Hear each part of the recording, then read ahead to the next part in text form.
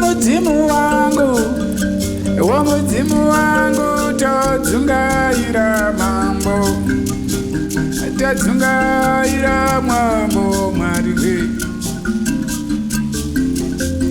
nawerera mudzimu we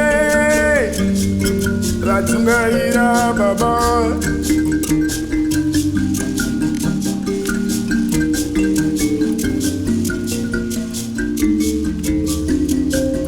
Mwari baba mudzimu wangu, aya Mwari baba Tadzungaira, aiwa vakomana o Mwari vere mambo we.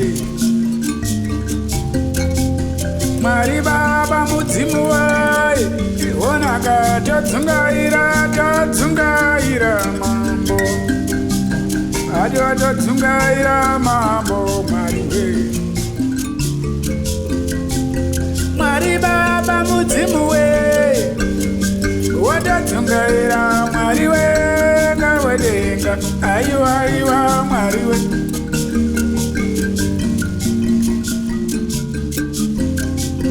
Mwari baba mudzimu we, Mwari baba mudzimu we Tadzungaira mambo, ona namona kurangarira baba oyende. Mwari baba Tadzungaira mambo,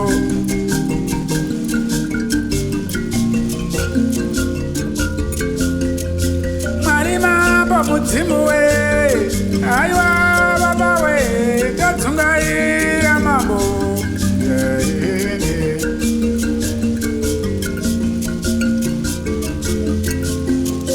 Chaminuka mudzimu mukuru, aiwa Tadzungaira mambo we.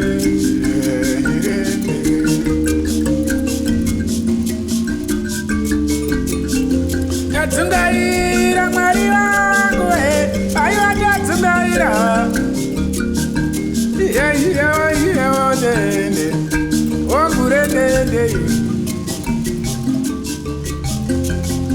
Tadzungaira Mwari wangu we, aiwa Tadzungaira mambo. Ona Mwari we mambo we. Mudzimu wangu chaminuka, onaka ndinodzungaira nanehanda. Aiwa mambo Mwari wo.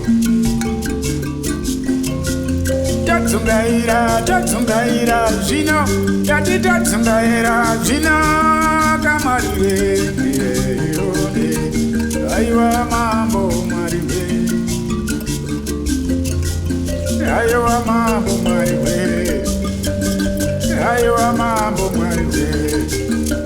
Aiwa Mwari wo mambo we. Aiwa mambo Mwari we. Aiwa mambo we. Aiwa mambo ye. Aiwa mambo ye. Aiwa Jangamire wangu. Ona Tadzungaira vari mumatongo, ona vari mumakomo yere.